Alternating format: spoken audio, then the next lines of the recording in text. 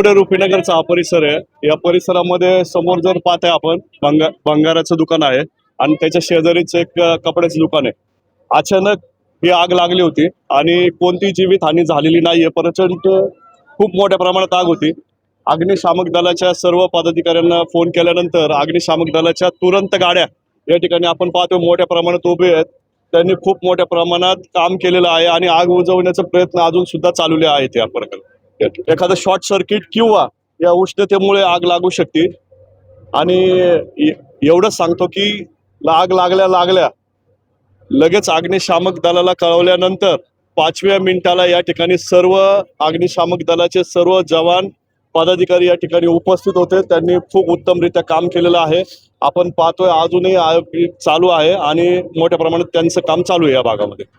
कशामुळे लागले आगीचं कारण समजू शकले आहे का? ना सध्या तरी आगीचं कारण समजू शकलेलं नाहीये। तो आता कुलिंगचं काम झाल्याच्या नंतर आपण थोडासा प्रयत्न करू कशामुळे। आता जवळ सात वाहनं आपण अग्निशामकची इथं बोलवलेली आहेत आणि आता आग आटोक्यात आहे।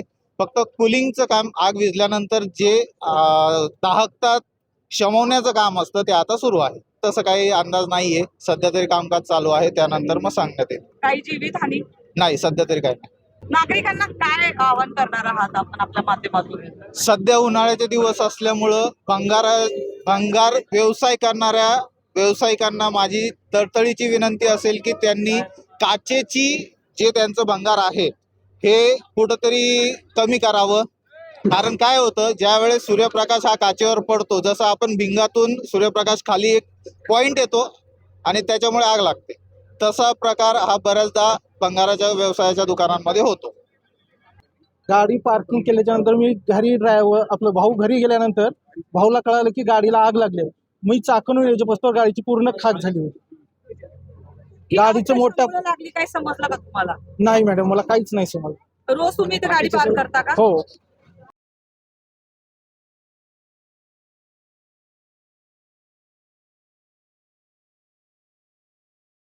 बस पेटल्याच्या नंतर मला फोन आला, मी चाकणहून इथं आलो, याच्या बसतो पूर्ण बस खाक झाली। आता बसचं पूर्ण माझं टोटली पूर्ण खाक, पूर्ण नुकसान, काहीच नाही। नवीनच बस आहे, म्हणजे एक 8 ते 10 दिवस झाला असेल बस घेऊन, 8च दिवस। आता बघूया काय प्रोसिजर साहेब काय मदत करतील काय करतील त्याच्यावरती आहे। मला माझ्याच नातेवाईकाचं दुकान आहे, मला 2 वाजता कॉल आला असं दुकानाला आग लागली म्हणून। फायर ब्रिगेडला फोन केला, 5-10 मिनिटात फायर ब्रिगेड आलं इथं। आम्ही आग विझवण्याचं म्हणजे फायर ब्रिगेडच्या माध्यमातून त्यांनी खूप सहकार्य केलं आणि आता आग बऱ्यापैकी इजलेली आहे ना, तर बऱ्यापैकी संपून जाईल, ते चालू आहे प्रयत्न। तर ही आग किती वाजता लागली होती? साधारण 1:30 वाजता लागली होती।